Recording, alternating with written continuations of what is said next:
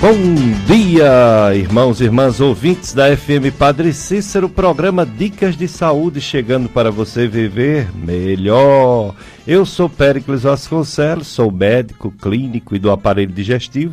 Estou aqui com o Josianberg, o operador de som, para iniciar mais um Dicas de Saúde, nesse primeiro domingo de setembro. Setembro, mês da Palavra de Deus, mês da Bíblia. Mês dedicado à palavra do nosso Deus, a Bíblia. E diversas campanhas de saúde para conscientizar a população sobre doenças diversas, inclusive os cânceres, que não são poucos, infelizmente, são muitos.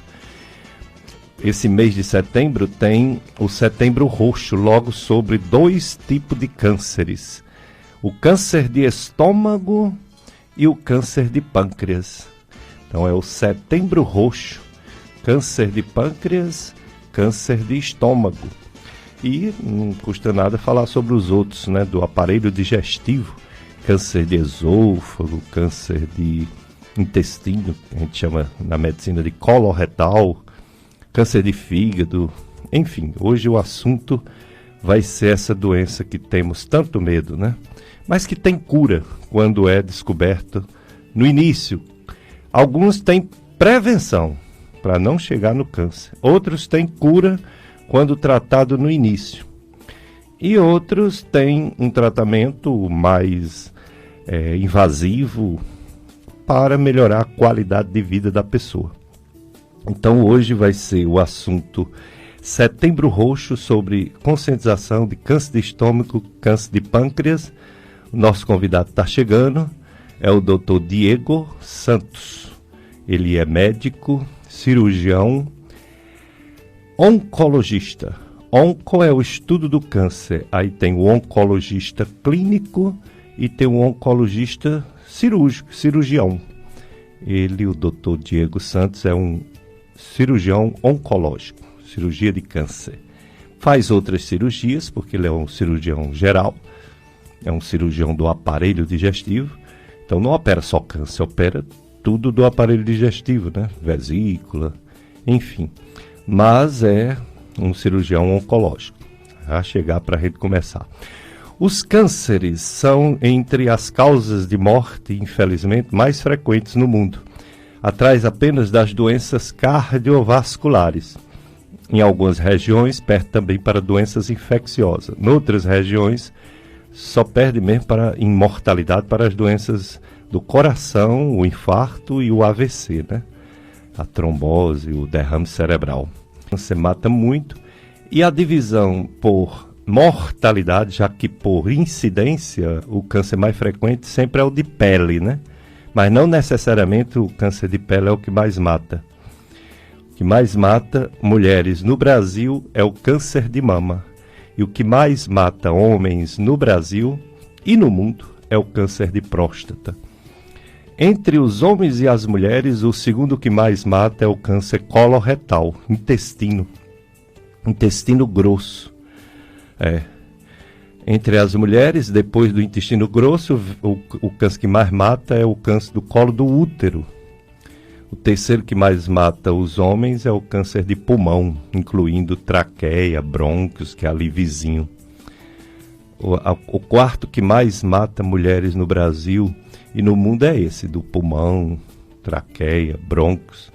E o quarto que mais mata homens no Brasil é o câncer de estômago. Entre os homens, o câncer de esôfago está mais ou menos no 6º que mais mata, e o de pâncreas mais ou menos no 11º. Entre as mulheres, o câncer de estômago, entre os que mais matam, ele fica mais ou menos em 6º lugar, e o de pâncreas em 9º lugar. Portanto, são os cânceres do aparelho digestivo, infelizmente, frequentes e, infelizmente, também mortalidade alta. Mas, como eu falei, alguns têm prevenção, outros têm diagnóstico precoce com grande chance de cura. Cura total mesmo, cura de acabar mesmo, e morrer de outra coisa. Todo mundo vai morrer mesmo, né? mas ninguém quer morrer cedo, nem sofrendo com uma doença como o câncer. Por isso que o assunto de câncer é tão importante, porque existe para a maioria deles prevenção. Então hoje a gente vai discutir isso com o nosso convidado, a prevenção do câncer de estômago, que é erradicar a bactéria H. pylori, parar de fumar, não beber demais, evitar o excesso de sal, conservas enlatadas, produtos, alimentos industrializados. O câncer de esôfago é evitar o fumo também, o excesso de álcool, tratar a doença do refluxo. O câncer coloretal também não engordar demais, não ter uma vida muito parada. E o câncer de pâncreas também, parar de fumar, evitar o excesso de álcool. Claro que essas coisas não evitam 100%, mas diminui bastante a possibilidade desses cânceres, né? Que infelizmente pode levar à morte. Pronto, já está chegando aqui o nosso convidado, o Dr. Diego Santos. Como eu falei, ele é médico cirurgião geral e cirurgia do aparelho digestivo e cirurgião oncológico. Dr. Diego Santos chegando, pode ficar a postos aí, com o microfone da FM Padre Cícero, né? E ele, como eu falei, ele é um ex-aluno da Estácio FMJ, que tanto nos orgulha, as duas faculdades de medicina da região do Cariri nos dá esses frutos, né? Dizem que Jesus Cristo disse que conhece a árvore pelos frutos. Portanto, essas duas faculdades são ótimas em termos de frutos que elas produziram, profissionais exemplares em todas as áreas da medicina, área clínica, área cirúrgica, pediatria, ginecologia, obstetrícia, o que nos enche de orgulho. O Dr. Diego Santos, ele é cirurgião geral pelo Hospital Santa Marcelina em São Paulo, é cirurgião oncológico pelo Camargo Cancer Center, também em São Paulo, é membro do Colégio Brasileiro de Cirurgia Hepato, Fígado, Pâncreas, Biliar, vias biliares. É membro do Grupo Brasileiro de Tumores Ginecológicos. É membro da Sociedade Internacional de Câncer Ginecológico. É cirurgião oncológico da Clínica Pronutri, aqui na Rua São José, centro de Juazeiro, e do Hospital São Vicente de Paula, em Barbalha. Bom dia, doutor Diego Santos. Muito obrigado por ter aceito nosso convite. Bom dia, doutor. É um prazer estar aqui novamente com vocês. Agradeço novamente o convite. Um tema tão importante que é na oncologia. E esse mês a gente está discutindo principalmente sobre o câncer de estômago e o câncer de pâncreas. Mas a gente poder contribuir aí com outros tipos de doenças e poder esclarecer a população e tentar desmistificar o que é o câncer, né? Isso é extremamente importante. É verdade. Doutor Diego Santos, muito obrigado mais uma vez, sua disponibilidade. Eu sei que você é uma pessoa muito ocupada, você opera muito. Quando eu fui dar aula no São Vicente, encontrei com ele logo 2 vezes. Onde eu ia, ele estava. Porque lá no São Vicente o nosso outro grande amigo, doutor Moisés, né? Eles sempre estão por lá operando demais. O doutor Moisés é cirurgia torácica, mas termina fazendo as cirurgias com você, né? Vocês operam juntos, não é isso? Sim, sempre estamos juntos. A gente ajuda um ao outro. Que bom, né? 2 profissionais exemplares, 2 ex-alunos da Estácio FMJ. Quando o Moisés ia fazer a academia cedinho, eu fazia no mesmo academia dele, eu disse, você vai ser um grande cirurgião. Ele, obrigado, professor. Porque a gente percebia, né, pelo interesse dele, pela dedicação, ele era muito focado. E você também, eu lembro de você na faculdade, no nosso ambulatório. Nosso ambulatório era clínica, né? Mas a gente já percebia aqueles mais focados. Como eu falei, a maioria nos dá orgulho, não vou dizer todos, mas a maioria nos dá orgulho, mais da metade, graças a Deus, em todas as áreas de medicina. Vocês ocuparam já a medicina da região do Cariri, graças a Deus. A gente tinha preocupação. Quando eu cheguei, eu perguntava, quem é o psiquiatra daqui do Juazeiro? Não tem no Crato, no Hospital Santa Teresa. Nem mando que ninguém vai. No Hospital Santa Teresa. Quem é o proctologista? Não, é o Dr. Zé Wilson, no São Vicente Barbalha. Aqui no Juazeiro tem não. Quem é enfim, quem é o reumato? Não tem. Quem é o endócrino? Não tem. Era muito difícil a medicina, né? A gente tinha que fazer de tudo, um pouco, tudo. Até pequena cirurgia eu fazia, até parto, tudo. Porque era uma carência. E hoje, graças a Deus, estamos muito bem servidos de médicos de alta qualidade. Não é só quantidade, é principalmente qualidade. E a população do Cariri, a gente encaminhava muito para Fortaleza, Recife, né? Hoje não precisa tanto. Alguns pontos, né? Algumas coisas mais difíceis, mas um mínimo, uma exceção. Hoje a regra é uma pessoa se tratar, seja qual for a doença, se tratar aqui mesmo no Cariri, graças a esses jovens médicos que estudaram, que buscaram seu espaço e com muito carisma, né? Com muito foco, conseguiram ocupar posição de destaque na medicina do estado do Ceará, do Nordeste, por que não dizer do Brasil. E estou aqui diante de um grande nome, Dr. Diego Santos, que muito nos orgulha e muito escutamos pessoas que vão no nosso consultório falar sobre algum câncer, e eu pergunto, quem fez? A parte ginecológica, né? Você opera bastante, não é isso? Sim. Uma coisa até que o senhor falou aí, que eu fiquei refletindo, o Dr. Walter. Dr. Walter, ele falou que as cirurgias aqui oncológicas, né, muitas das cirurgias que você fazia, você não tinha ideia do que poderia ser muitas vezes, e aí tinha que encaminhar a peça para Fortaleza. E aí você ia para Fortaleza, esperava 30 dias, 40 dias para ter o resultado. E muitas vezes um tumor de pele que a gente poderia fazer a congelação intraoperatória para saber margens, até mesmo uma cirurgia de mama que ele fez muito, ele é um pioneiro aqui. E aí para saber margem, para saber tipo histológico, você tinha que mandar para Fortaleza, tinha que aguardar. Realmente era uma época difícil. Muito difícil. Você falou Dr. Walter, operava muito, tudo, mama, aparelho digestivo, tudo. Dr. Danúbio Pinto, irmão do Dr. William. Dr. William, cabeça e pescoço, Dr. Danúbio, abdômen.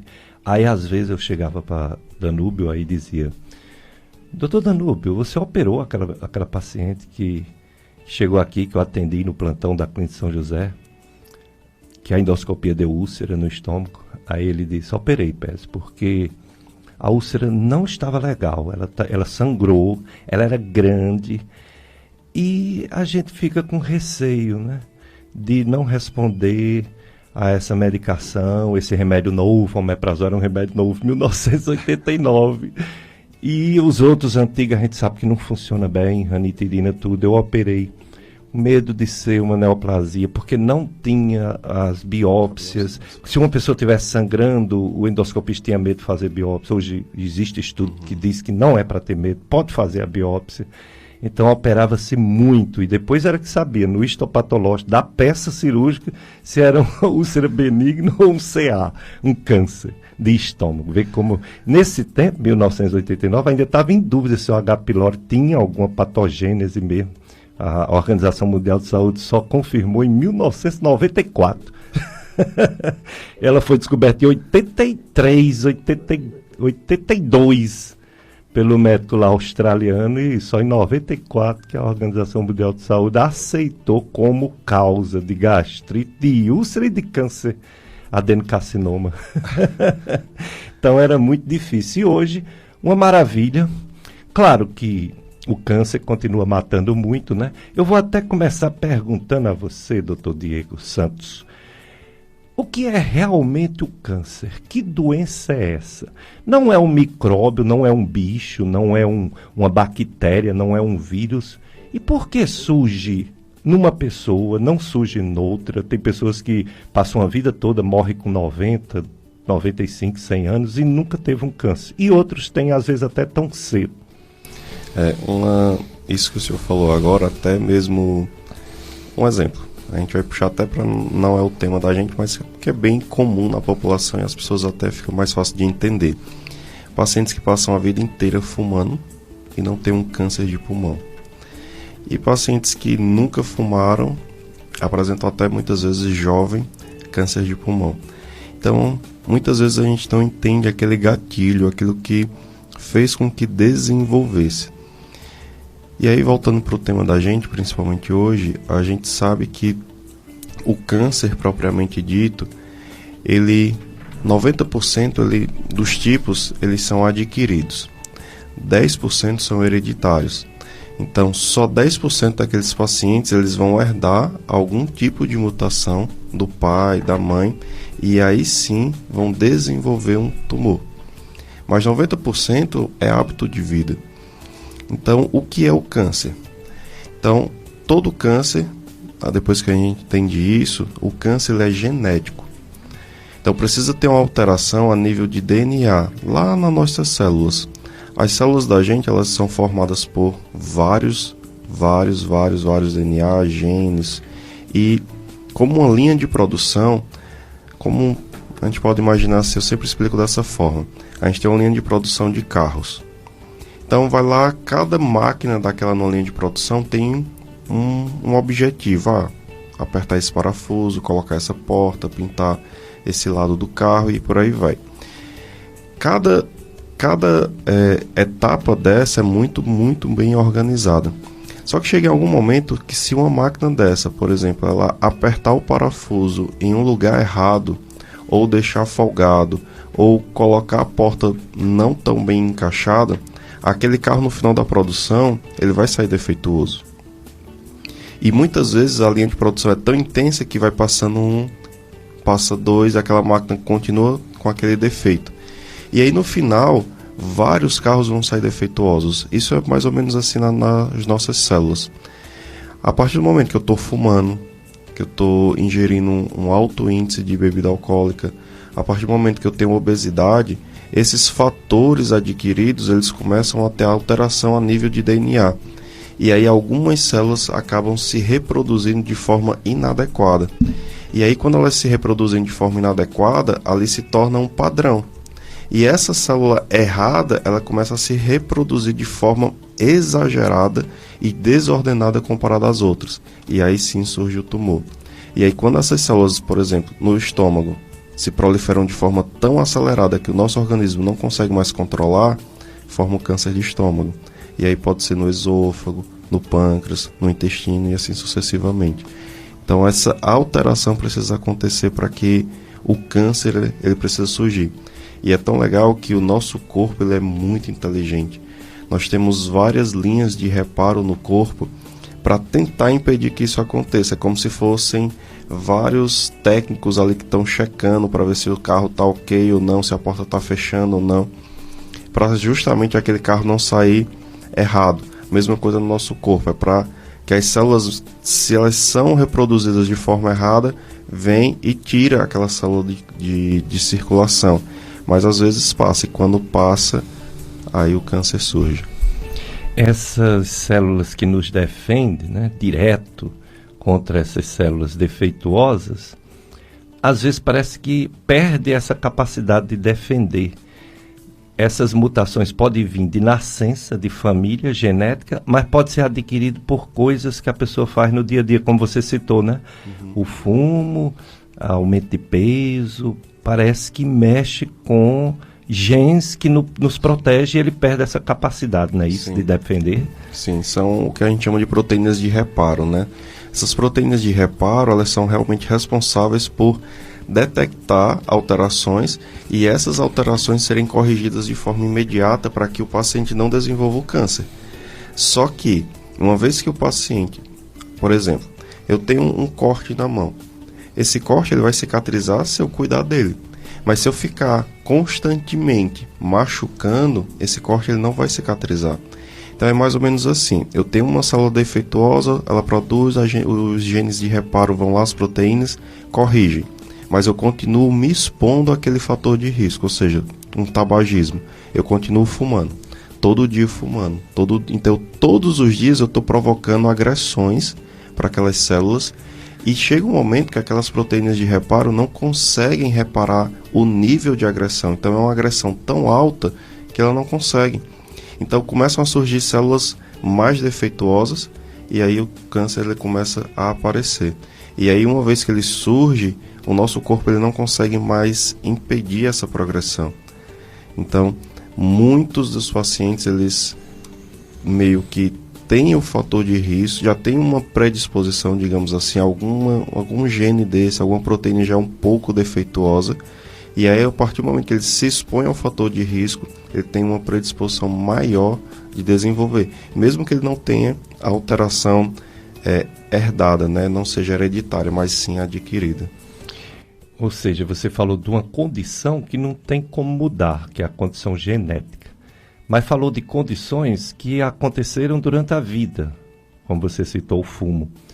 São condições ambientais. Agora, entre as coisas que não pode ser mudado, parece que a idade influencia diretamente, né? Essa capacidade de corrigir as células envelhecidas e defeituosas vai diminuindo com o passar dos anos, não é isso? Sim, conforme a gente vai envelhecendo, o nosso sistema imunológico também vai envelhecendo.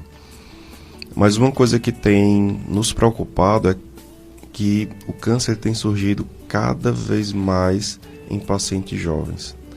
Então, a idade a gente sabe que é um fator de risco. Então, conforme a gente envelhece, nosso sistema imune envelhece, nós ficamos mais susceptíveis. Mas, infelizmente, nós temos pacientes jovens que não eram para ter câncer tendo.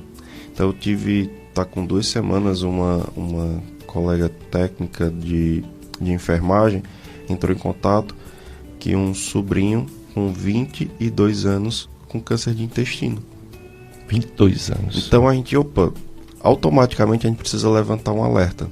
Talvez esse paciente sim tenha alguma alteração que ele herdou. Porque 22 anos é um paciente muito jovem para desenvolver um câncer de intestino. A gente sabe que o principal fator de risco, um dos principais para câncer de intestino, são pacientes acima de 50 anos. Então, paciente tão jovem com esse tipo de tumor não é comum. Então, eu tenho pacientes está se tornando corriqueiro, pacientes com 30, 35 anos, 28 anos, com câncer de intestino. E isso faz com que a gente fique alerta. Será que é realmente só a questão hereditária? Será que não existe outras coisas que estejam influenciando algo do ambiente que a gente ainda não pegou para tentar impedir essa cadeia? É uma coisa que preocupa. É verdade. Tanto que na próxima semana, outra campanha, porque essa que eu lhe convidei para você falar de Setembro Roxo, câncer de estômago, câncer de pâncreas. Próxima semana eu vou convidar o Dr. Wagner, pediatra oncológico, né? Oncologista. Ele vem falar sobre o câncer infanto-juvenil. Quer dizer, criança, né? Ter câncer, que coisa triste, que coisa fora da linha, né? A gente pensa só em adulto. Como você citou, um de 22 anos já choca. Agora imagina uma criança, né? Então, existe isso. Lá no Hospital São Vicente de Paulo tem uma ala, né, de crianças, né, internadas. Tem também o IACC, que tem o atendimento ambulatorial, ligado à FAMED, né, à Faculdade de Medicina, o FCA. Pois, pessoal, vocês já sabem que hoje o assunto é esse. Uma doença temível, uma doença que assusta, mas que tem cura, que tem prevenção muitas vezes, que tem diagnóstico cedo, com grande chance de cura, com o nosso convidado, Dr. Diego Santos, médico, cirurgião, oncologista. Vamos para o nosso primeiro bloco de apoio cultural, Jossenberg, e depois a gente volta para o Dr. Diego falar mais sobre esses 2 cânceres, o de estômago e o de pâncreas. Dicas de saúde. Setembro chegou, né? O mês bíblico, o mês da Bíblia e várias campanhas de saúde, entre elas o câncer de estômago, o câncer de pâncreas, é o Setembro Roxo, E também tem o câncer infanto-juvenil, que a gente vai... É o Setembro Dourado, que a gente vai ter esse enfoque no próximo domingo. Mas hoje está conosco um médico muito conceituado aqui na região do Cariri, é o Dr. Diego Santos, cirurgião geral, cirurgião do aparelho digestivo, cirurgião oncológico. Ele veio falar sobre esse Setembro Roxo, câncer de estômago, câncer de pâncreas, e se der tempo, falar sobre o câncer coloretal, que infelizmente dá uma impressão de que ele está aumentando no mundo, e isso assusta, sem dúvida. Tem uma pergunta aqui, doutor Diego, mas ela é muito genérica, sobre gases. O Edson do bairro São José, ele quer saber se excesso de gases é algo preocupante, diariamente ele tem isso, o que poderia ser. É bem genérico nessa pergunta. Pronto. Realmente não tem como a gente especificar sem examinar o paciente, sem colher uma história assim bem fidedigna, tentar entender até mesmo hábitos alimentares. A gente pode ter inúmeras circunstâncias aí que não o câncer que esteja provocando isso, né? Aí o câncer, nesse caso específico, ele viria aí numa lista bem ali embaixo. Então, para tranquilizar ele, eu acho que ele deveria procurar justamente um gastro. Porque gases é natural, é normal. A própria digestão, a própria fermentação dos alimentos cria gases. Agora, quando é em excesso, muitos ventos, né? A gente pensa assim, será que não está comendo um pouco diferente do que deveria ser, tipo em quantidade, tipo em excesso de carboidrato, que são os açúcares, né? Tipo bebida alcoólica mesmo, que é um açúcar, etanol. Entre os açúcares, o açúcar do leite, ele é bem frequente a intolerância, a tal da lactose, né? Então você tem que realmente ir no médico, pedir uns exames assim básicos, de sangue, de fezes, pode ser até parasita, né? Parasita não acabou, o verme não acabou, ainda existe no mundo. Diminuiu com saneamento básico, mas não acabou, ainda tem. E é bom fazer uma consulta, viu? Porque se for afastado todas essas possibilidades e você não melhorar, aí sim a investigação vai aprofundando, dependendo da sua idade, talvez fazer um exame até direto do intestino, né? Dependendo da sua idade e dependendo da intensidade dos seus sintomas. Dr. Diego Santos, o fumo causa vários cânceres, entre eles o de pulmão. Mas tem gente que tem câncer de pulmão e diz que nunca fumou. O sol causa câncer de pele. Tem gente que mora em regiões no mundo que não tem um taco de sol e tem câncer de pele. Aí, o câncer de estômago, a gente bota a culpa na bactéria, né? A H. pylori. Mas faz o exame e não dá o H. pylori em alguns e a pessoa está com câncer de estômago. Além dessa bactéria H. pylori, o que mais pensar como causa do câncer de estômago? Além dessas que você já falou, genética, idade, H. pylori e o que mais? O próprio tabagismo. Isso. Então nós temos o tabagismo, o etilismo em excesso, obesidade. Então a gente tem esses três, tirando os que o senhor já comentou, nós temos esses três que são vilões, né, para o câncer de estômago. Saiu um estudo recente que ele fala que até mínimas quantidades, ou seja, eu tomo só uma cerveja por semana, isso já tem um impacto para o nosso organismo. Por quê? Porque a cerveja, o álcool, seja qual for a bebida, ela tem um efeito danoso para a gente. Nós não precisamos dessas substâncias para sobreviver. Então tudo aquilo que é externo, que não nos traz benefício, ela provoca agressões. E aí, puxando um pouquinho o gancho para esôfago, que a gente está bem próximo ali, né? Então, o tabagismo a gente acha que é só para o câncer de pulmão. Só que não. O tabagismo ele causa os tumores de cabeça e pescoço, né? Língua, orofaringe, que é a garganta, e por aí vai descendo, esôfago, estômago, bexiga, pulmão. Então ninguém, não, não estou fumando ou eu vou fumar, minha chance é só de ter câncer de pulmão. Não, a gente tem inúmeros. Mas no câncer de estômago propriamente dito, o tabagismo, o etilismo e a obesidade, eles têm um grande impacto no câncer de estômago. Aliado ao tipo de alimentação, é tanto que o Japão hoje ele é o campeão, os países asiáticos, mas principalmente o Japão, devido ao consumo em excesso de sódio. Então, que é o sal, né? Isso. Então, comendo o sushi com o shoyu, que é em grande quantidade de sal, eles têm uma predisposição maior de agressão, consequentemente, de desenvolvimento do câncer de estômago. Então, a gente sabe que, além desses que a gente nós falamos, a ingestão excessiva de sal, ela pode provocar, ela pode ser um gatilho. Lá eu conheci um colega japonês que ele foi comer, a gente morava em São Paulo, ele foi comer, estava fazendo um estágio lá com a gente no nosso hospital, e a gente levou ele para comer um sushi em São Paulo.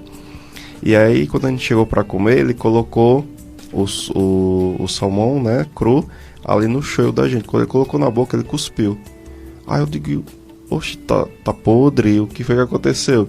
Ele, não, isso aqui é açúcar. O nosso shoyu, que eu acho extremamente salgado, ele chamou de açúcar.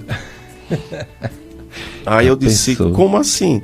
Aí ele pegou uns pacotinhos de sal, colocou no shoyu, e aí sim ele começou a comer. E aí eu fiquei impressionado. Cara, tu tá comendo sal puro. Mas é assim, então o shoyu deles é extremamente concentrado. Então, o consumo excessivo lá, a gente sabe que tem essa ligação, né? Assim como nos países que ingerem bebidas em altíssima temperatura, como a gente tem até aqui no Brasil, no Sul, os pacientes, as pessoas que usam o chimarrão, têm uma maior predisposição de desenvolver o câncer de esôfago. Então, aquela agressão constante ali no esôfago pode provocar o câncer de esôfago, e os pacientes que têm esse consumo excessivo podem provocar o desenvolvimento do câncer de estômago. Porque assim, o câncer ele é desenvolvido a partir de agressões. Então, a partir do momento que eu tenho uma agressão atrás da outra, eu não dou tempo ao meu organismo de me recuperar. E aí, como eu não consigo me recuperar, eu acabo desenvolvendo o tumor.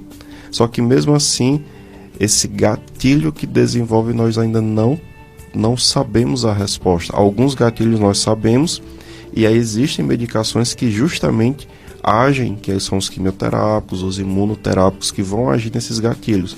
Mas tem alguns gatilhos que a gente não sabe, que são os pacientes que não fumam, não são obesos, têm uma vida assim, realmente são praticantes de atividades físicas, correm, andam de bicicleta, fazem academia, ou seja, não são sedentários, não são obesos, não fumam, não bebem e desenvolvem.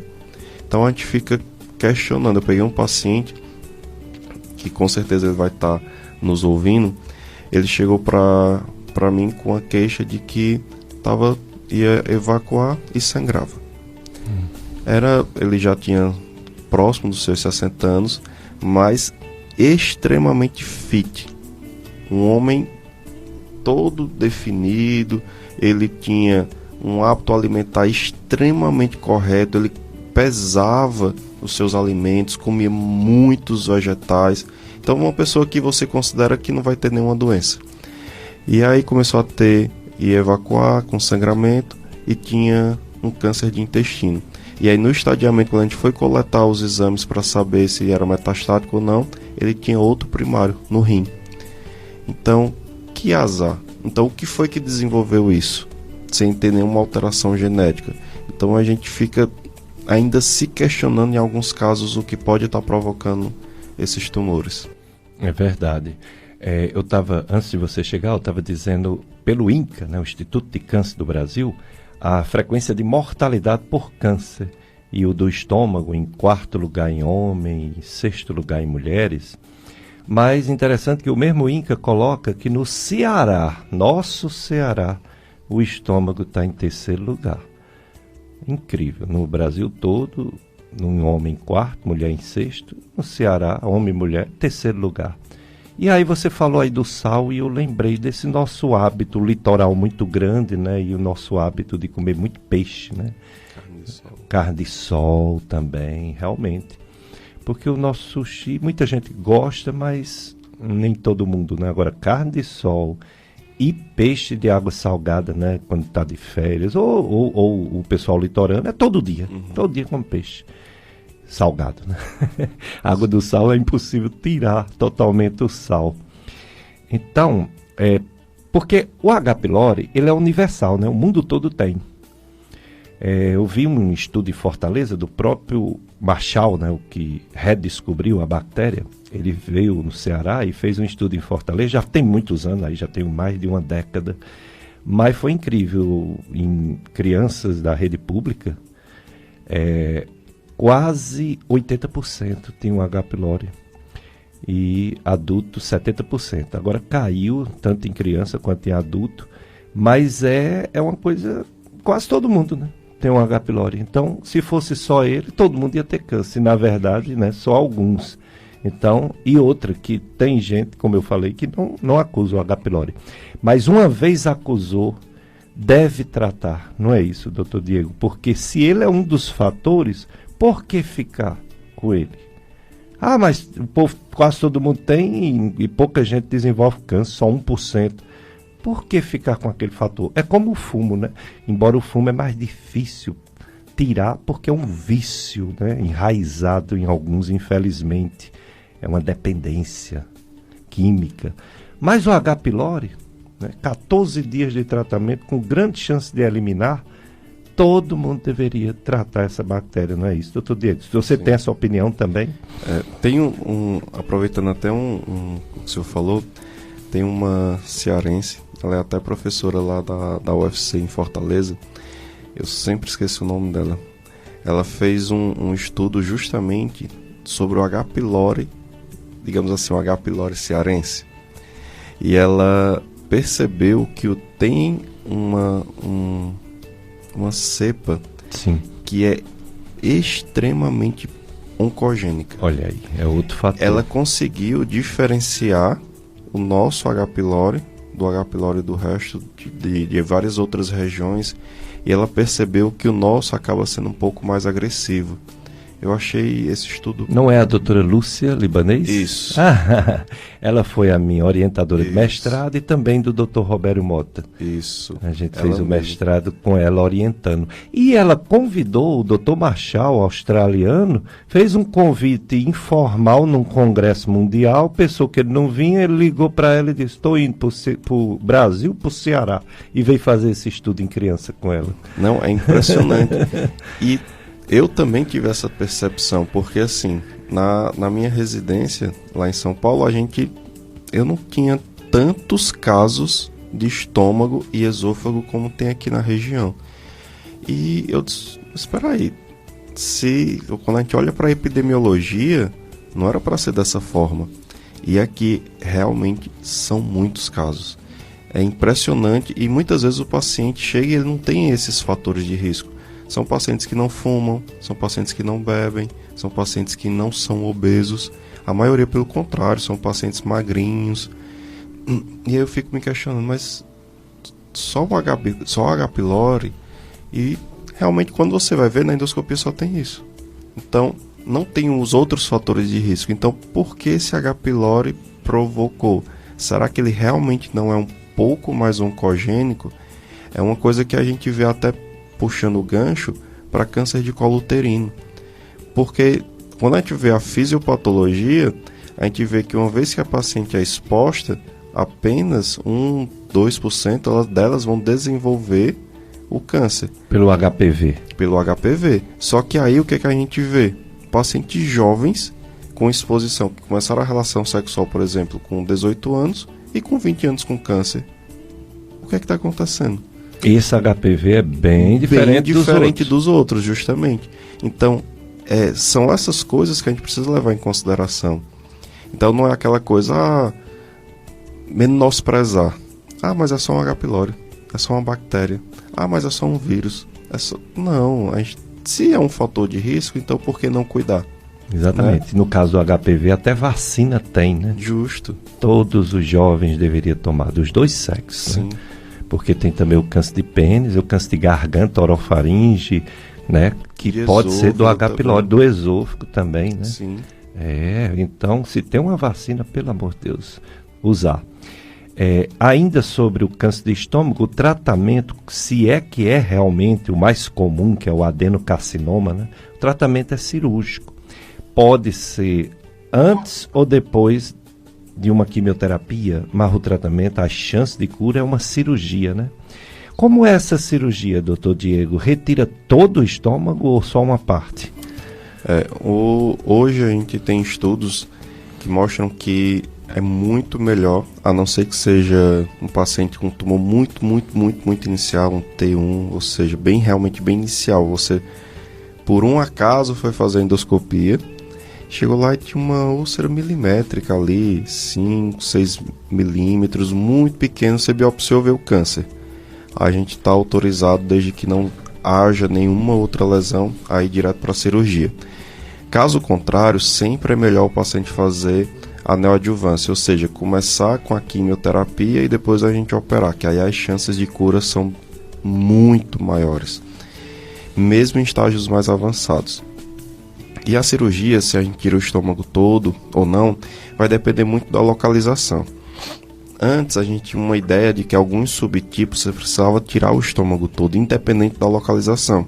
Só que com o decorrer do tempo mostrou que não. Que a localização é que vai determinar a drenagem daquela região, a drenagem linfática, né? Sim. Então, se forem tumores mais distais, eu posso fazer só o que a gente chama de gastrectomia parcial, ou seja, tirar só parte do estômago. Se for mais proximal, ou seja, mais próximo do esôfago, aí eu tenho que fazer a gastrectomia total.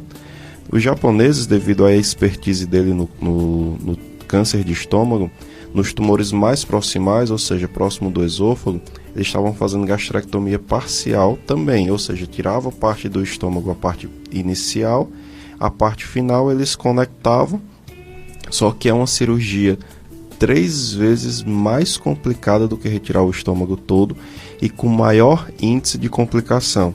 Então, não pegou tanto a população médica, não os cirurgiões que fazem esse tipo de cirurgia, mesmo nos Estados Unidos, na Europa, não pegou. Então hoje a gente praticamente tem 2 tipos, ou a gente tira o estômago todo, ou tira parte dele, dependendo da localização do tumor.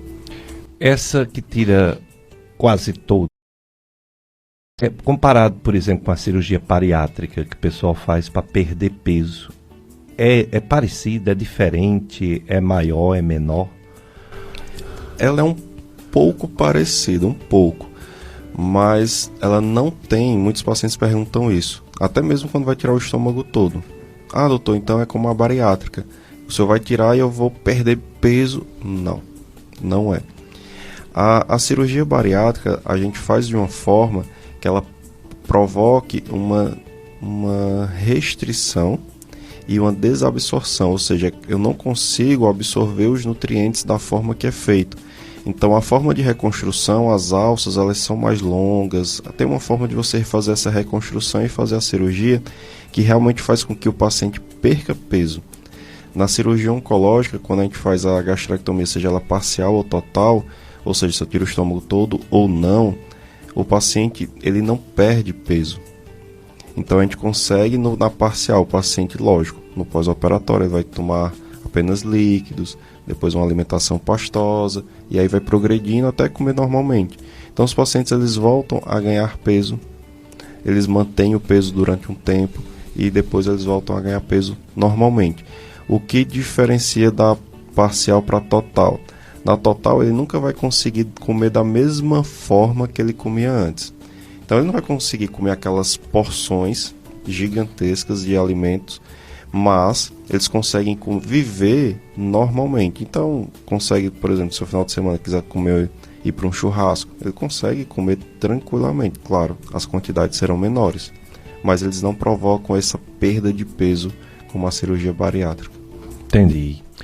Vamos ouvir um áudio, é da Socorro, né? Nosso ouvinte do Crato tem uma pergunta para o doutor Diego, né? Bom dia, doutores. Sou Socorro aqui de Crato. Meu pai faleceu em 69 com apenas, ainda ia fazer 44 anos de câncer de pâncreas. Naquele tempo eu acho que não tinha quimioterapia, né?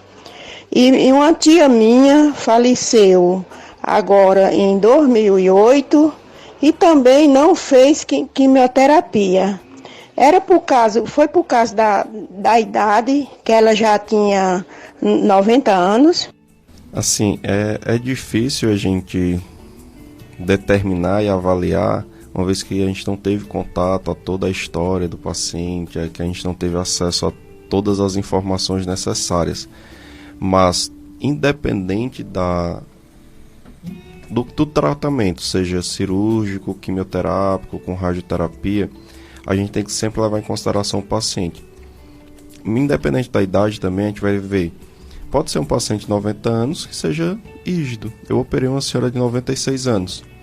E tem pacientes mais jovens, 50, 56, que tem várias comorbidades que não toleram. Então eu peguei um paciente de 52 anos que tinham já 3 angioplastias, tinham vários infartos, já teve AVC prévio. Então era um paciente que não tolerava nenhum tipo de tratamento. Então a gente, como médico, nós não podemos dar e oferecer nenhum tipo de tratamento que seja mais danoso do que a própria doença. Então, independente se a paciente tem indicação ou não de quimioterapia, se a quimioterapia vai trazer um mal maior, ou seja, vai provocar mais dor, mais desconforto, o paciente não vai conseguir se alimentar, não vai ter uma qualidade de vida, a gente não vai indicar esse tipo de tratamento, porque a gente vai só antecipar a morte desse paciente, e isso a gente nunca mais vai, isso a gente não vai fazer, não faz parte do nosso juramento de quem nós somos. E ela falou da quimioterapia por câncer de pâncreas. Você vai já falar sobre câncer de pâncreas. Agora, em relação ao câncer de estômago, você falou tanto da cirurgia, que é o fundamental para a cura, como da quimioterapia. Radioterapia, pelo menos no câncer de estômago mais comum, ela não tem uma indicação precisa não, né? A não ser um tumor raro, né? Diferente, né? Para estômago, radioterapia é um tratamento de exceção. Digamos, paciente com tumor muito extenso, metastático, que esteja sangrando, a gente acaba fazendo uma radioterapia hemostática, ou um paciente que tem um tumor de estômago muito, muito grande, que acaba invadindo ali outros órgãos e torna a cirurgia naquele momento inviável, a gente pode lançar a mão da radioterapia como um auxílio ao tratamento da quimioterapia antes da cirurgia, mas ele não é um padrão de você dizer, estou com câncer de estômago, vou fazer quimio, vou fazer rádio, como por exemplo no esôfago. Então, esse padrão para estômago nós não temos. Exato.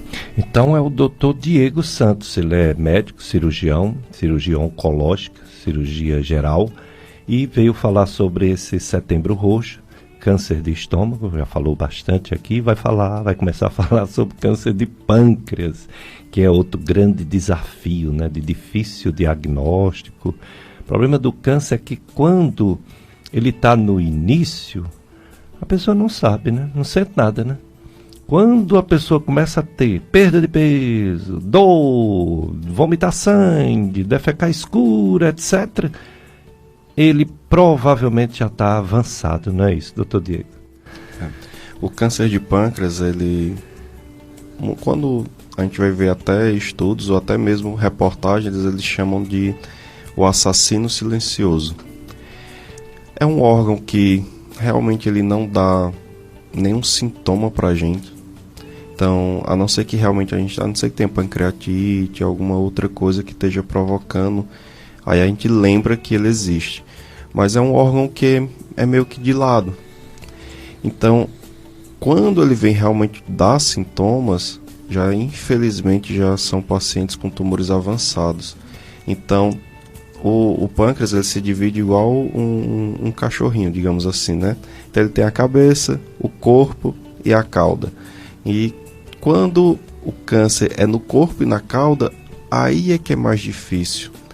Ele só vem provocar sintomas quando o paciente é metastático ou quando são lesões gigantescas que já estão invadindo outros órgãos. Aí é que a gente consegue detectar ele, porque o paciente só vai apresentar sintomas nessas fases. Quando é de cabeça, na parte da cabeça do pâncreas, dependendo da localização, se ele comprime ali a via biliar, onde sai a bile, aí sim a gente consegue ter até um diagnóstico um pouco mais precoce, porque o paciente começa a ficar com a pele amarelada, que a gente chama de icterícia, né? E aí a gente, tem alguma coisa errada. Então o paciente procura. E aí acaba, consequentemente, tendo dor, perda de peso.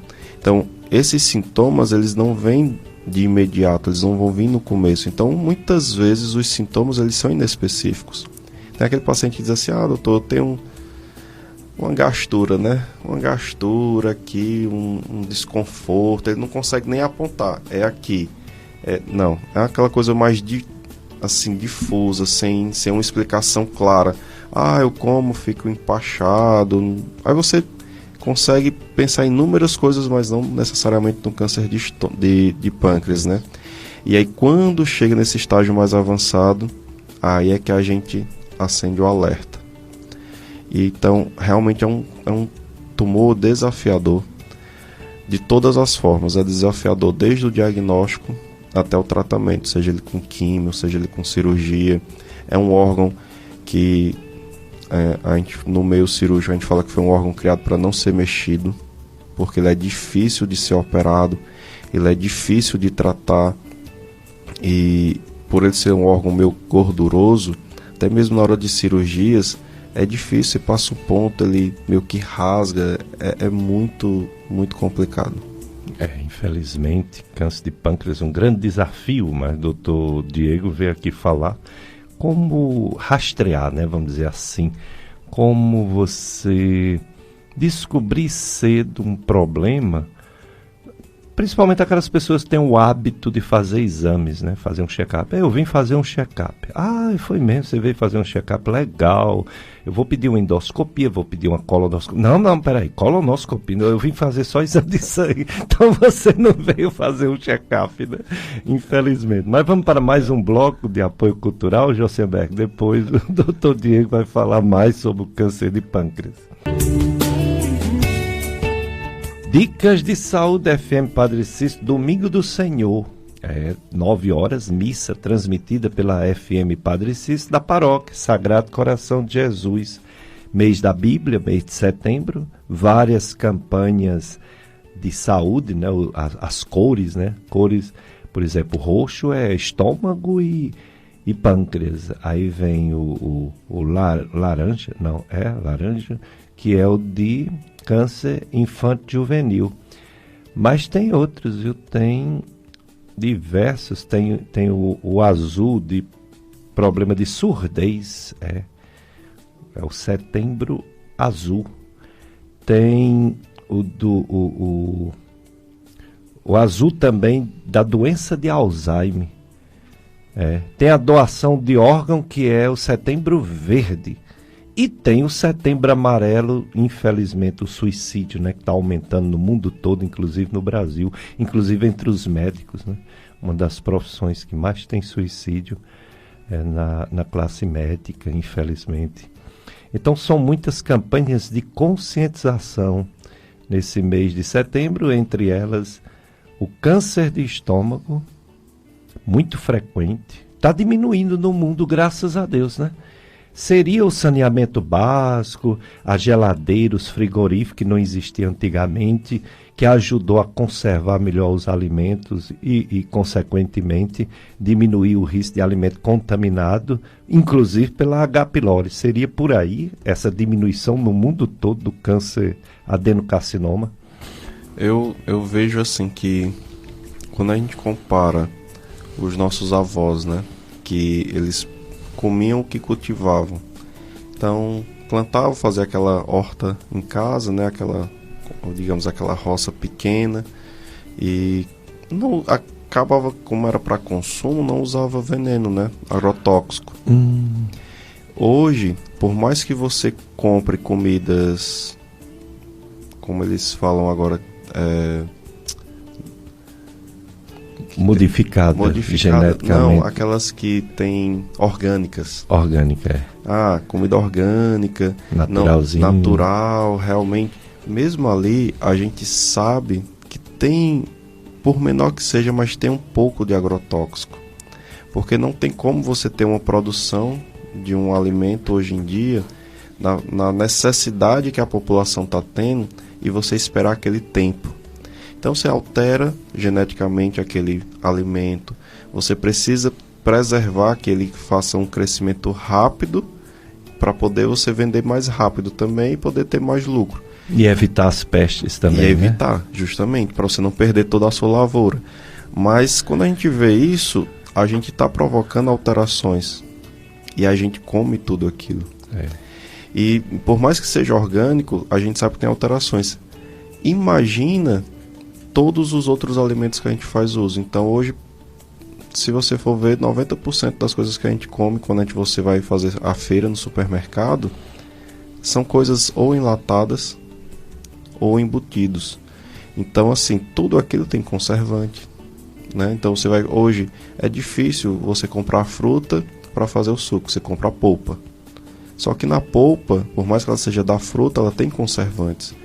Então tudo isso são agressões para o nosso corpo, coisa que a gente não fazia esse uso indiscriminado dessas substâncias. Então quando eu começo a predispor o meu corpo a essas agressões, a gente só vê a consequência no decorrer do tempo, né? Ele vem diminuindo, mas ao mesmo tempo a preocupação não acaba. E vem diminuindo naqueles países que a gente tem até combatido a obesidade, a gente tem combatido o tabagismo, né, de forma realmente veemente, digamos assim. Só que a gente está voltando a ter um novo surto com esses cigarros eletrônicos. Exato. Então a gente venceu, digamos assim, a batalha, né, de impedir o uso do cigarro indiscriminado como era antigamente, e hoje já está se tornando de novo, principalmente que me deixa muitas vezes revoltado, no ambiente dos jovens. Então você vê hoje, na minha concepção ainda, crianças de 14, 15 anos fumando como se fosse um pirulito, sei lá, uma coisa inócua, que você vai dizer assim, isso aqui é só fumaça. E o impacto do cigarro eletrônico nos pacientes, ele acaba sendo maior do que o cigarro natural, porque as substâncias que tem nele são maiores e você consegue inalar mais fumaça do que um cigarro normal. Então são coisas que a gente muitas vezes não atenta e, claro, a gente só vai colher esses frutos, infelizmente, esses frutos podres lá na frente. É verdade. E se está diminuindo um pouco do estômago, em algumas regiões, como também um tipo de câncer de esôfago, que é aquele mais tradicional, ligado muito ao fumo, ao excesso de álcool, a má higiene oral, mas o outro câncer de esôfago está aumentando, né? Que é o relacionado com o refluxo. E também o câncer coloretal está aumentando, né? Talvez por esses motivos que você acabou de citar. O de pâncreas, ele é mais ou menos igual a décadas atrás ou há uma percepção de aumento também?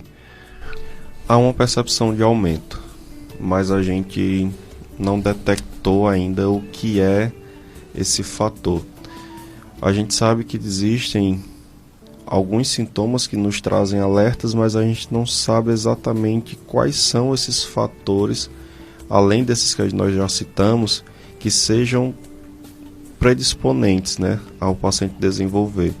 A gente sabe que o paciente, no câncer de pâncreas, o paciente faz um uso abusivo do álcool, ele tem uma maior chance de desenvolver uma pancreatite, né, uma pancreatite alcoólica. As pancreatites de repetição, elas podem provocar, principalmente o paciente com pancreatite crônica, ele tem um maior risco de desenvolver o câncer de pâncreas. Mas essa percepção de aumento, aí muitas vezes não está nem relacionado ao paciente alcoólatra, muitas vezes não está relacionado ao paciente tabagista, e o paciente acaba desenvolvendo. Eu peguei um paciente recentemente que eu operei, um senhor, e ele nunca fumou, teve um contato durante a juventude com o etilismo, mas assim, bebia muito pouco, aquela coisa bem social mesmo, uma vez ou outra, não era diabético. Então assim, quando você começava a somar os fatores, ele não tinha um fator de risco assim para você dizer, pô, aí foi isso aqui que desenvolveu. Eu tenho um exemplo na minha família que foi meu avô. Meu avô teve câncer de cabeça de pâncreas, meu avô nunca fumou, nunca bebeu, era da roça, comia aqueles alimentos que ele produzia e desenvolveu. Então, o que foi esse gatilho? O que foi esse que fez esse desenvolvimento? Então, algumas respostas, infelizmente, a gente ainda não tem. Não tem. Eu recebo no consultório muita gente, né? Eu sou velho, eu sou velho na medicina, né? Então recebo muita gente. E também nas faculdades de medicina, nas duas, nos ambulatórios. Aí eu vejo uma situação que eu fico triste. Os pacientes vão levar seus vós, né? Seu vô, sua avó, e chega rindo, dizendo, doutor Pérez, esse meu avô, nessa idade, hepatite, toda amarela. Aí eu fico triste, porque é muito improvável, né? Uma hepatite no idoso, assim, de repente. A gente fica pensando logo num câncer, ou de cabeça de pâncreas, ou de vesícula, ou via biliar, que é ali tudo apertadinho, né? Que obstruiu ali, a pessoa fica toda amarela. Aí depois a gente recebe a notícia, ou infelizmente, né? Ou do óbito. Mas existe a cirurgia e a esperança, né? Até de cura. É uma cirurgia grande, não é isso? Cirurgia de pâncreas, devido à dificuldade técnica, fica um órgão que fica por trás do estômago, todo fechadinho ali, como você disse, um órgão para não ser mexido. E o médico vai lá e ele, quando vai fazer a cirurgia, de tirar uma parte do pâncreas, ele tem que também tirar outras coisas que fica próximo, né? Então, é uma cirurgia que até o nome é grande, não é isso? A cirurgia de WIP, ela tem um nome enorme, isso, né? Gastroduodenopancreatectomia. Meu Deus do céu. A cirurgia é proporcional ao nome. Já sabe que foi uma coisa grande numa pessoa, né? Enferma, meu Deus do céu. É uma cirurgia muito grande. Mas como tem sido aqui no Hospital São Vicente de Paulo, que vocês operam muito, alguns casos de sucesso, alguns casos de cura? O câncer de pâncreas, devido a essa dificuldade de diagnóstico e, consequentemente, um diagnóstico mais tardio, muitas vezes a gente não consegue operar. Então acaba que o paciente vai para radioterapia, mais quimioterapia paliativa, ou até mesmo tentar um tratamento e a gente tentar depois, se diminuir o tumor, conseguir operar. Uma vez que o tumor ele é metastático, não tem benefício a cirurgia. Então a cirurgia acaba sendo alguns tipos paliativa. A gente não vai mexer no pâncreas, a gente vai fazer derivações. Desvios, né? A gente vai desviar ali o trânsito para o paciente conseguir se alimentar, desviar o canal da bile e por aí vai. Devido à localização dele, ele acaba se comunicando com vários órgãos nobres e várias estruturas nobres.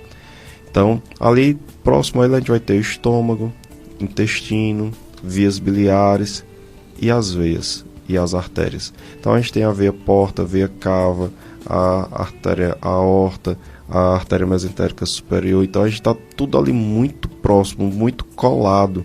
Então se torna uma cirurgia extremamente complexa, uma cirurgia difícil e prolongada. Então são várias coisas, entre aspas, ruins associadas a uma mesma cirurgia. Então quando ele vai crescendo, dependendo da localização, se ele cresceu, tocou um vaso, e aquilo já limita a minha cirurgia. Ele cresceu, pegou outro órgão, a cirurgia por si só já era grande. Quando ele se associa a outro órgão, aí é duplicado. Então tudo isso a gente leva em consideração. Então quando o paciente chega, recebeu o diagnóstico, a gente vai para o que a gente chama de estadiamento. Então a gente vai pedir os exames para saber se ele não tem metástase, ou seja, se o tumor ele não se espalhou. E a gente também vai avaliar a possibilidade cirúrgica. Hoje a gente tem, devido a alguns estudos mais recentes, principalmente o PREOPAN, que a gente vem lançando mão da quimioterapia e a radioterapia antes da cirurgia. Ela nos dá chances maiores da gente conseguir operar e o paciente evoluir para a cura. Então ele faz esse tratamento e depois a gente vai para a realização da cirurgia. Muitas vezes a gente não consegue fazer o tratamento, o paciente não tem tolerância, não vai tolerar o tratamento de quimio e rádio, a gente parte para a cirurgia, mas é uma cirurgia difícil, uma cirurgia complicada. Eu sempre, quando vou fazer esse tipo de cirurgia, eu converso com a família, eu digo, vocês precisam entender que existem chances de reoperação, existem chances do paciente não conseguir tolerar o tratamento durante o tratamento cirúrgico mesmo ali durante a cirurgia. Então vocês precisam estar cientes de tudo. Você não pode simplesmente indicar uma cirurgia dessa e não explicar para os familiares e muito menos para o paciente. E ele ir iludido, ele chegar lá e dizer, pô, o senhor não me avisou isso, que poderia acontecer isso, que eu ia ficar de sonda, que poderia reoperar. Então é muito complicado, é realmente um órgão difícil de mexer. Mas, apesar de tudo isso, a gente consegue sim intervir. A gente consegue ainda fazer a cirurgia, as técnicas cirúrgicas evoluíram, o material cirúrgico ele evoluiu, então a gente consegue até diminuir tempo cirúrgico e consegue fazer coisas que a gente não conseguia fazer antes. É verdade. O pâncreas, o esôfago também, né, o resultado de descobrir o resultado, porque não descobriu cedo, também é muito ruim. Agora vocês têm muita história para contar de curas de câncer de estômago, de câncer coloretal, né? Sim. Todo médico cirurgião tem história para contar, porque são órgãos que talvez dê a possibilidade de descobrir um pouco mais cedo, né, o CA, né? Sim. Então, se você tem poucos casos de cura de pâncreas, poucos casos de cura de câncer de esôfago, tem muitos casos de cura de câncer de estômago Sim. e câncer coloretal, não é isso, doutor Diego? Com certeza. Muita história para contar, muita família feliz, satisfeita, que agradece, né? É gratificante. Tem uma paciente jovem com câncer coloretal, no caso dela era foi um câncer de reto. Foi logo quando eu cheguei na região que eu peguei. Nossa, é muito gratificante. Ela é jovem, 30 e poucos anos, com uma filhinha ainda pequena e recebeu aquele diagnóstico de impacto. E vê-la hoje assim nos segmentos, bem, sem doença, é extremamente gratificante. Quando eu voltei em 89, que eu sou daqui, eu perguntei, né? E coloproctologista? Não, doutor José Wilson, no São Vicente de Paulo, em Barbalha. E no Juazeiro? Não tem, ninguém. E quem é que faz tratamento de hemorroida? Ah, ele passa pomada. Aí eu aprendi a fazer a ligadura elástica, depois faça. Aí eu comprei o retsigmoidoscópio, o estojozinho de ligadura elástica e fiquei fazendo. Um dia, um senhor com hemorroida sangrante, né, com os botões, quando eu coloquei o retsigmoidoscópio para fazer a ligadura, estava lá o tumor no reto. Eu fiz a biópsia. Aquela pinça de biópsia do retsigmoidoscópio é bem mais agressiva, né, do que da coluna. Mas eu vi lá o tumor. Ele não sentia absolutamente nada, ele estava com um tumor já grande, quase obstruindo. Foi para o São Vicente de Paulo, operou com o doutor Adriano, e ele, ainda hoje ele vem para mim, por outros motivos, né? E ele diz, mas doutor Pérez, doutor Adriano, que nem está mais, né, no São Vicente, está agora em São Camilo. Quando eu vou lá, ele pergunta, como foi que você descobriu esse tumor? Ele operou, o homem ficou bom, mas ele esquecia a história. Eu fui fazer um tratamento de hemorroida com o doutor Pérez e ele fez uma biópsia e depois disse, a biópsia é um caroço que você tem. Aí fez a cirurgia e está até hoje bem, né? Graças a Deus tem essa gratificação de coisas que se descobre cedo. Câncer coloretal, doutor Diego, está aumentando mesmo, né, no mundo. Teve o caso do Pelé, teve o caso daquele ator do Pantera Negra, né, que infelizmente morreu, o Robert Dinamite que morreu, mas a Simone foi tudo certo, a Preta Gil também, né? Então, esses famosos mostram uma coisa que a gente está percebendo no dia a dia, está aumentando o diagnóstico. Sim, e até no caso da Preta Gil, foi até um tumor bem mais agressivo, porque assim, mesmo ela tendo o diagnóstico que não foi tão precoce, mas um tratamento de ponta que a gente tem hoje, com imunoterapia, com tudo. Mesmo assim, a cirurgia dela foi bem desafiadora. Eu tive contato de conversar com alguns colegas que estavam presentes. E o tumor, ele cresceu, invadiu o útero, então acabou sendo uma cirurgia bem maior do que era o esperado. Ou seja, imaginava-se que ia tirar só o reto, achei que ia sair reto, o útero estava bem colado ali na bexiga.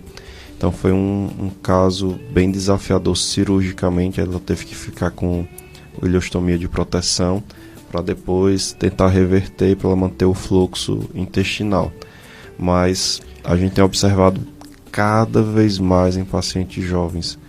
É impressionante a quantidade de pacientes jovens que chegam com câncer de intestino ou de reto.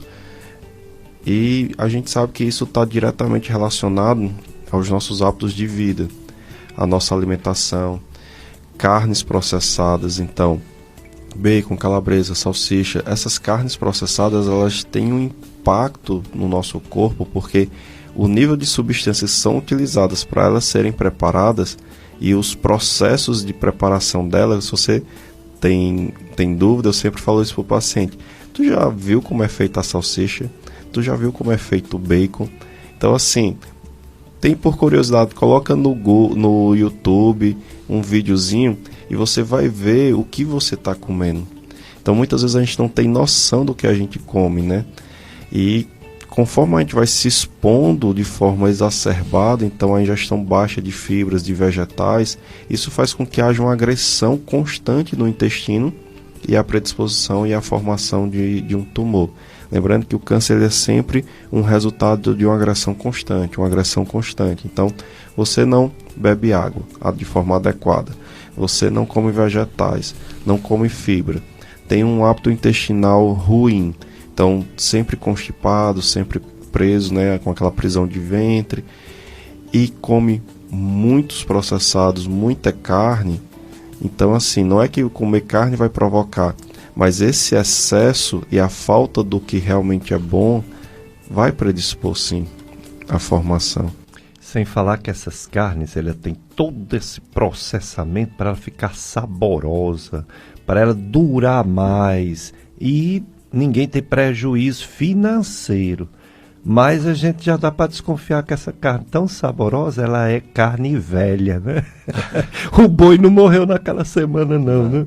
Faz tempo, viu, que o boi morreu. Com certeza. E essas são as carnes mais gostosas que tem, são as mais perigosas, né? Mas o câncer coloretal tem prevenção. Na maioria das vezes, claro que em medicina não existe 100%, mas na maioria das vezes o câncer não chega do dia para a noite, da noite para o dia. Ele manda uns 10 anos antes, mais ou menos, uma bolinha, né, um pólipo, que pode ser removido na colonoscopia. Sim. Então, se as pessoas fizessem colonoscopia, pelo menos com 45 anos, e quem tem casos na família com 40 anos, seria evitado muito câncer coloretal, doutor Diego. Com certeza. A sociedade a gente tem tentado puxar até para 40 anos, né?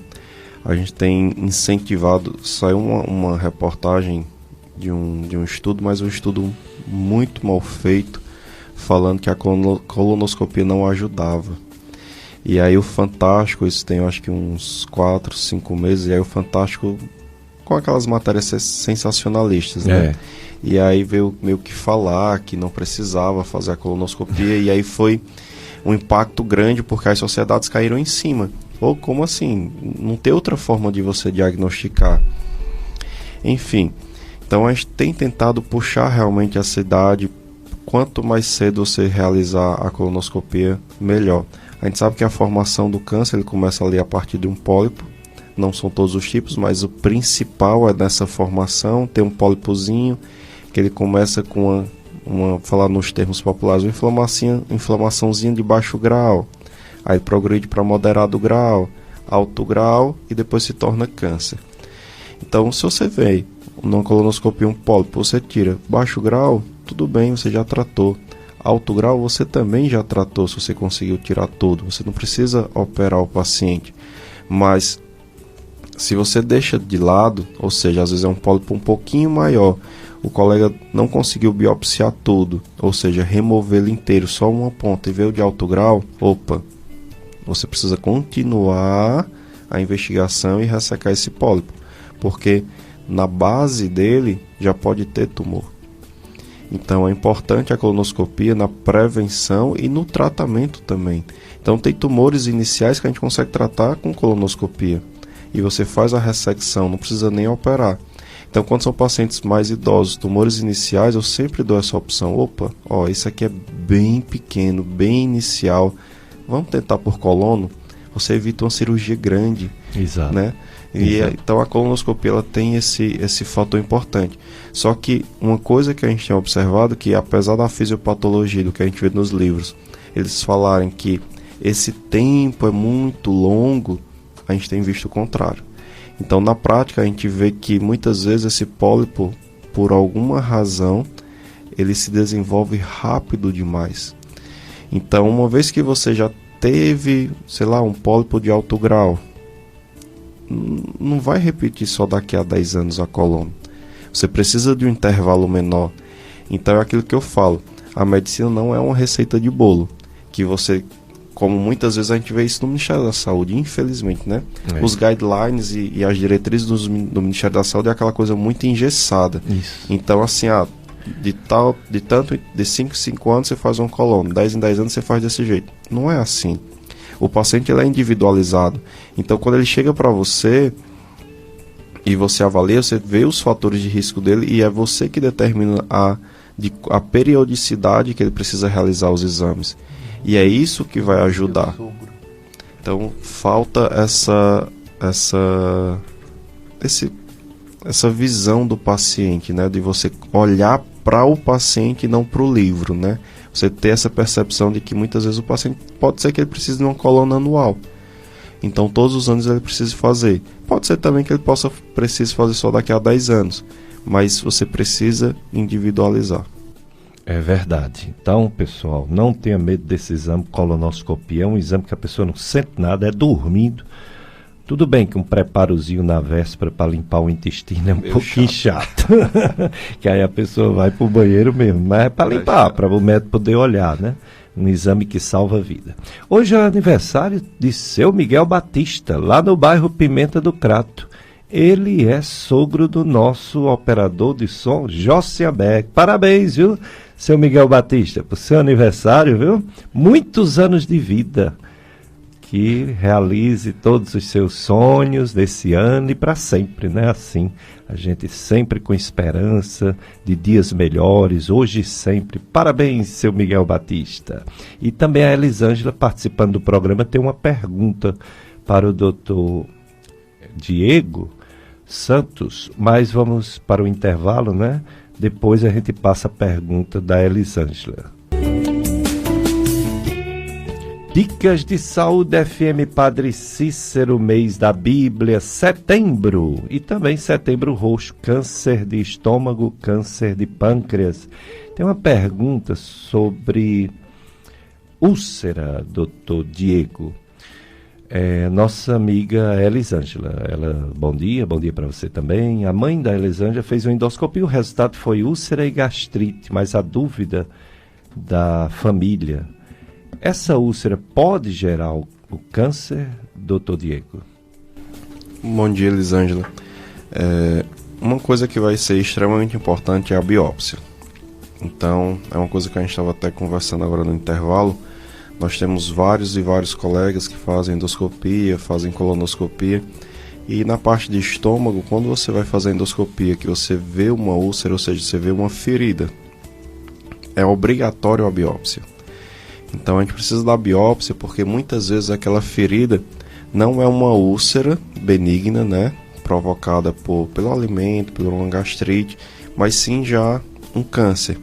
Então para te dizer se é ou não é, a gente precisaria da biópsia. Então se ela fez, a biópsia for negativa, a gente sabe que é uma úlcera benigna. Mas se não fez a biópsia, com certeza precisa ser feito. Até se houver um sangramento, uma pessoa estiver vomitando sangue ou defecando bem escuro, que também é sangramento, deveria fazer a biópsia. Tem estudos que diz que não agrava o sangramento, essas biópsiazinhas de sucção com agulhinha, né? Então, sem biópsia fica difícil. Agora, uma vez que fez a biópsia e não deu câncer, pode ficar tranquila, viu? Não é uma escadinha, gastrite, úlcera e câncer. Embora o que causa a gastrite e a úlcera também pode causar câncer, que é a bactéria, né? Mas a bactéria tem tratamento, isso é muito bom. Agora, uma úlcera, ela não é causada só pela bactéria. Tem esses remédios que o povo toma para dor, que causa úlcera e causa hemorragia digestiva, os anti-inflamatórios, né, doutor Diego? Como a gente encontra gente defecando da cor de carvão, ou então vomitando sangue, foi comprimidos para dor. Graças a Deus que isso vem diminuindo, né? Mas antigamente, quando a gente não tinha os IBPs, né, os omeprazol, pantoprazol, essas medicações antigamente, quantos estômagos não foram ressecados de urgência, ou seja, foram operados por uma úlcera provocada pelo diclofenaco, por essas medicações, ibuprofeno, mesolita. Isso. O uso indiscriminado dessas medicações, principalmente nos pacientes mais idosos, né? O paciente tem artrite, artrose, aquela coisa que fica tomando aquelas medicações para dor nas articulações de forma contínua e aí acabava agredindo. Hoje, uma coisa boa é que a gente tem progredido também na medicina para os anti-inflamatórios. Então, hoje nós temos anti-inflamatórios que eles não agredem nem o estômago, nem o rim, né? Então, eles têm substâncias hoje e tá até coisas que eram extremamente caras, antigamente hoje está um pouco mais barato, está mais acessível, mas mesmo assim não é inócuo de consequências, né? Então nada em excesso ele vai ser bom.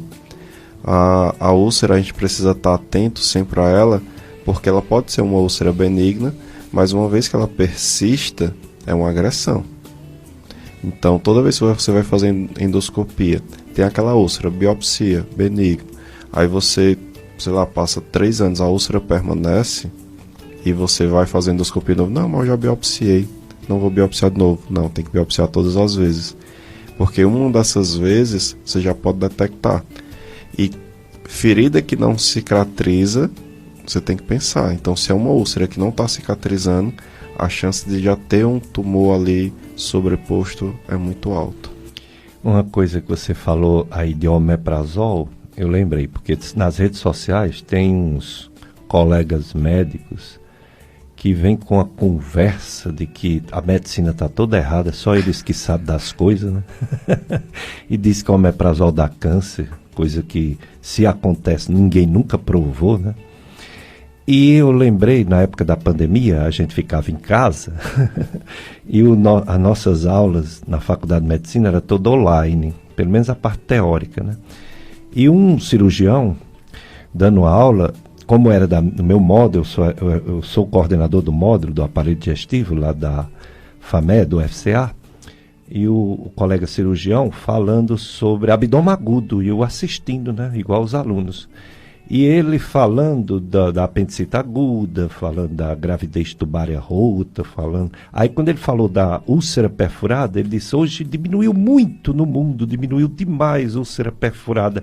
Aí um aluno perguntou, por que diminuiu, professor? Ele disse, omeprazol, todo mundo toma omeprazol, ninguém mais tem úlcera perfurada, ou quase ninguém mais. Interessante, né? Como essa medicação mudou a história natural de algumas doenças. E a gente nas redes sociais, o povo morre de medo de tomar omeprazol e pantoprazol. Claro que ninguém deve tomar em excesso nem por muito tempo, mas ter medo de um medicamento que, inclusive, ele pode até evitar um tipo de câncer de esôfago, né? O adenocarcinoma, não é isso? Isso foi aquele sensacionalismo, né, da imprensa. E aí houve um estudo que houve uma associação pequena dos IBPs, do omeprazol, pantoprazol, à gastrite atrófica. Então, nos pacientes com gastrite atrófica, que não é uma coisa comum, porque a gente acha que todo mundo tem gastrite atrófica, não. A gente que vê no dia a dia, faz, o senhor principalmente, a gastroenterologia, a gente sabe que não é uma doença comum. E aí, houve essa relação da gastrite atrófica com o omeprazol no desenvolvimento do câncer, mas não foram todos os pacientes com gastrite, que já é uma condição que não é comum, e dessa condição não comum não foram todos os pacientes que desenvolveram, foram casos que foram achados e houve essa relação. Mas isso não quer dizer que você tomar, você vai desenvolver. Em contrapartida, houveram vários outros estudos que mostraram que não houve relação do paciente com câncer de estômago com o omeprazol.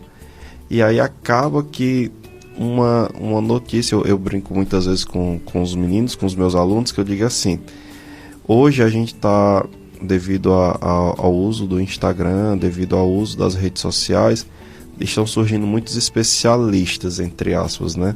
Especialistas de que não são especialistas, não estudam.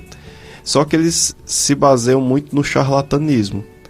Então, Exatamente. Por exemplo, e aí eu falo isso pros meninos, eu disse assim, é o seguinte, se eu quiser te provar agora que estrume serve para dor de cabeça, eu te provo.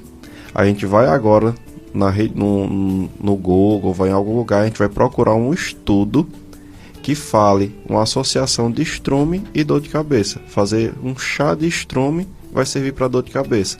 Só que quando a gente pegar esse estudo, ele não vai ter uma estrutura metodológica correta. Então é um estudo extremamente viesado, é um estudo que não tem uma segurança científica nenhuma. Então, assim, hoje, se você quiser provar qualquer coisa baseado em estudo, você consegue. Só que você tem que ser autocrítico de você pegar aquele estudo que a pessoa diz que é bom e ler. E você lê e vê a metodologia daquele estudo. E você consegue definir que aquele estudo é um lixo. Não serve para nada. Então, eu acho que falta, até mesmo no nosso meio médico, a autocrítica e também a absorção, às vezes exagerada, de informações incorretas. Então, na hora que surge uma informação que vai contrária a toda uma corrente, eu acho que existe o bom senso de você esperar e dizer, opa, peraí, vamos ler melhor sobre o assunto. Será que realmente é isso? Deixa eu ver o estudo. Porque isso aconteceu na época do Covid. Então, na época do Covid, com a cloroquina, tudo aquilo ali, vinham colegas dizer assim, e aí, tu vai usar? Aí eu disse, não, porque a gente não tem evidência. Mas não tem como ter evidência no meio de uma pandemia, certo? Mas o que a gente tem de evidência no momento é X, X e X. Y não é, então a gente não deve usar o Y. Então, isso é na vida, isso é na medicina. A gente precisa entender que nem tudo que jogam pra gente precisa ser absorvido. Você precisa ser realmente, às vezes, que eu até brinco com os meninos, você precisa ser chato mesmo, cri-cri, olhar e dizer, opa, peraí, o que esse cara tá dizendo é balela. Não pode ser considerado. O câncer de esôfago, doutor Diego, tem 2 tipos, né? Tem um tipo que dizem que está diminuindo, mas ainda é, infelizmente, frequente. E tem outro que parece que está aumentando, mas que, comparando com outros tumores, não é também frequente. Mas está relacionado com a doença do refluxo. E assusta, né? Porque refluxo todo mundo tem, né? Doença de refluxo, que é pior do que o refluxo, muita gente tem. Mas não quer dizer que a pessoa com doença do refluxo vai desenvolver câncer. Mas pode acontecer algumas situações. Fala um pouco desses 2 tipos de câncer de esôfago, tão diferentes, mas no mesmo órgão. Eles são 2 tipos, né? Tem um subtipo que a gente chama de SEC. Esse subtipo está mais relacionado ao tabagismo, é o principal fator de risco, né? E também agressões como bebidas quentes, como até pacientes que tentaram em algum momento suicídio com soda cáustica, com alguma coisa que provocaram lesões no esôfago, feridas no esôfago crônicas, e aí podem desenvolver esse tipo de câncer. Ele realmente tem diminuído porque, devido ao combate ao tabagismo, consequentemente ele foi reduzindo. E aí ele é também mais frequente no terço proximal e médio do esôfago. Já devido hoje também tem diminuído um pouco, mas devido ao grande impacto da obesidade, isso fez com que os pacientes tivessem mais refluxo. Então, nos Estados Unidos, observou muito essa relação dos pacientes com refluxo, provocando aquela doença que a gente chama de esôfago de Barrett, né, que é uma inflamação ali bem distal no esôfago, que pode predispor à formação do adenocarcinoma de esôfago. E isso realmente, ele meio que realmente superou. Antes a gente tinha um SEC como principal tipo de câncer de esôfago. Hoje a gente vê que o adenocarcinoma ele tem superado isso devido ao refluxo, devido à obesidade, devido à alimentação dos fast foods aí que a gente tem na nossa vida. E aí realmente tem crescido de forma bem desconsiderada. E aqui na região eu acho impressionante o número de casos de esôfago, porque não é uma coisa comum câncer de esôfago, mas na nossa região é muito alto o índice. O número de pacientes de câncer de esôfago que eu recebo, eu fico, às vezes me vem a ideia, rapaz, a gente precisa fazer um estudo aqui na região.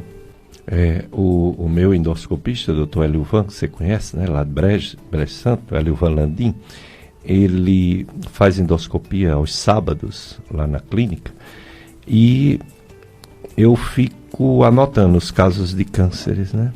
Tanto para seguir, acompanhar, ver o desfecho, etc. Tem dado mais câncer de esôfago do que câncer de estômago, vamos dizer, há uns 15 anos. Não sei por quê, porque na literatura diz que é mais o câncer de estômago. É isso que eu fico pensando. Deve ter alguma coisa que acontece na nossa região que faz com que o número de câncer de esôfago seja tão alto. E isso é corriqueiro. Toda semana eu atendo pacientes no SUS lá no São Vicente. E semana sim, semana não, ou até mesmo toda semana eu recebo pelo menos um paciente com câncer de esôfago. E isso não é o comum. Quando você vai para a epidemiologia, você vê que era para, sei lá, na teoria, um paciente a cada 3 meses. Com um grande número de pessoas que a gente cobre, né, de população. Mas eu acho bem absurdo. É verdade. Outra pergunta genérica do nosso amigo Ribamar Xavier, do sítio Taquari, aqui no Juazeiro. Ele primeiro elogia, achou excelente essa entrevista com o Dr. Diego, muito esclarecedora. E ele diz assim: por que o organismo acumula tanto gás a ponto de sufocar uma pessoa? Realmente, gás ocupa espaço, né? E são vários os motivos, né, de uma pessoa ter um acúmulo de gases. Sufocar significa gases mais altos, né? O que é que você acha, doutor Diego? É como a gente conversou, né? São vários fatores que podem provocar isso, né? Esses gases em excesso. Mas uma das coisas que tem mais relação é a alimentação. Então, o senhor já falou muito bem, uma alimentação rica em carboidratos, muito alimento gorduroso, né?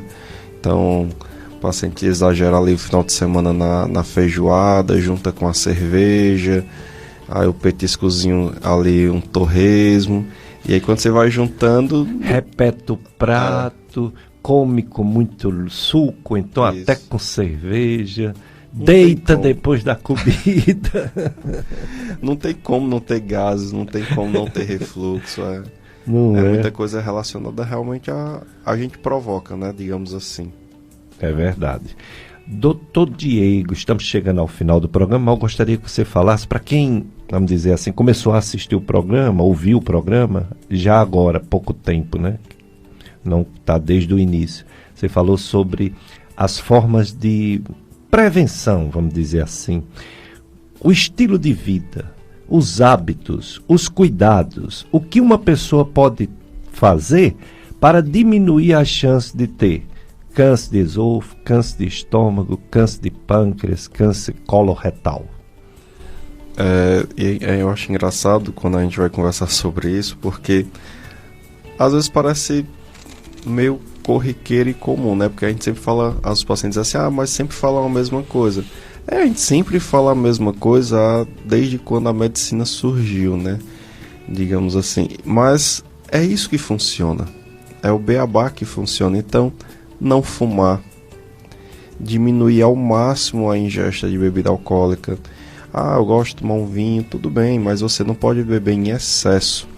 Então, a questão do combate à obesidade, então fazer atividade física regular, cuidar do seu corpo, e importante, até mesmo no Setembro Amarelo, né, a gente tem entendimento de que a gente precisa cuidar do corpo e da mente. Não adianta a gente tentar cuidar do corpo e ir para a academia todo dia e a mente tá destruída. Isso também vai afetar na nossa saúde, vai fazer com que a gente não consiga se alimentar de forma correta, a gente não se cuide. Então, a partir do momento que você não fuma, não faz uso abusivo de bebida alcoólica, pratica atividade física, combate consequentemente aí o sedentarismo e a obesidade, você faz uma alimentação saudável, evita o fast food, né? Então, hoje é mais fácil você pegar ali aquele hambúrguer, aquela coisinha ali no caminho do trabalho, que é 10 minutinhos, está pronto, do que você preparar um almoço. Mas é essa alimentação não saudável que predispõe à formação de muitos cânceres. Então, quando a gente junta todas essas peças, elas se encaixam perfeitamente e a gente consegue evitar, assim, muito o câncer. Claro, mesmo eu fazendo tudo isso, eu vou impedir de que não surja? Infelizmente, em alguns casos, não. Mas a gente, pelo menos, está fazendo a nossa parte. E eu acho que isso ajuda, eu tenho certeza que isso ajuda em tudo. É verdade. Dr. Diego Santos, onde uma pessoa pode conversar com você, fazer uma consulta médica, porque a pessoa não quer logo fazer uma cirurgia de jeito nenhum. Quer conversar, quer tirar dúvidas, quer saber se tem alguma doença que pode evoluir para o câncer, ou se já é câncer, ou se já teve medo de voltar. Aonde atende o Dr. Diego Santos? Meu consultório fica ali na clínica Pronutri, na rua São José, número 710. Fica no primeiro andar, fica fácil de encontrar porque fica próximo à clínica da Unimed. Então, logo abaixo da clínica da Unimed, ali à esquerda, embaixo tem a endoclínica, em cima fica a Pronutri. Rua São José, quase esquina com a Santa Luzia, né? Isso. E ali fica, é uma clínica voltada só para oncologia mesmo. Então a gente tem um oncologista clínico, a gente tem um cirurgião oncológico, a gente tem um cirurgião torácico, a gente tem o psicólogo, nutricionista, o enfermeiro oncológico. Então a gente tem realmente uma equipe multidisciplinar que vai abordar o paciente não apenas necessariamente em relação ao câncer, mas abordar ele como um todo, né? Então é importante a saúde mental, a gente tem a psicóloga para a gente estar esse aporte. O paciente muitas vezes ele vem desnutrido, então ele precisa do apoio do nutricionista. Então a gente tem toda uma equipe para poder suprir o paciente como um todo e não focar apenas no câncer. Então o paciente ele precisa ser visto como uma pessoa, né? E a gente tem essa visão. E cirurgia no Hospital São Vicente? Cirurgia no Hospital São Vicente.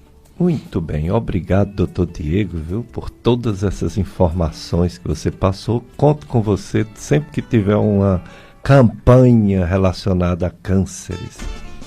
Agradeço o convite e bom dia a todos e um bom domingo. Muito obrigado, doutor Diego. Obrigado, Josenberger. E você, se quiser ouvir novamente esse programa, nós temos nossas redes sociais, viu? Nós temos, primeiro, o site do radialista Tony Santos. Tony Santos, que faz o programa O Som do Brasil, domingo à tarde, aqui na Rádio Padre Cícero. Ele tem um site, clubsintonia.com. Ele tem uma rádio web também, viu, Tony? Legal a rádio, Jovem Guarda, o dia todo ouvindo, beleza. E ele tem o site, e no site tem o link Dicas de Saúde. Então ele grava, quase todo domingo ele consegue gravar, a não ser que dê problema na internet, né? Tem que ver hoje como é que tá. Aí ele deixa disponível no site e fica no site por um bom tempo. Quando entra um programa novo, sai um bem antigo, né? Fica uns 6 programas. E tem nossas redes sociais de YouTube. Gastroclínica Vasconcelos e Dicas de Saúde em podcast. No YouTube, é só entrar lá. No YouTube, podcast do Brasil todo, né? Do mundo todo. Aí você bota Gastroclínica Vasconcelos, então Dicas de Saúde. Breve, se o Tony conseguir gravar essa entrevista do Dr. Diego, o meu filho consegue puxar e colocar no YouTube, aí fica mais tempo ainda. Próximo domingo, se Deus permitir, estaremos aqui para mais um programa Dicas de Saúde. Vocês vão ficar agora com a missa do Santuário do Sagrado Coração de Jesus. Um abraço para todos.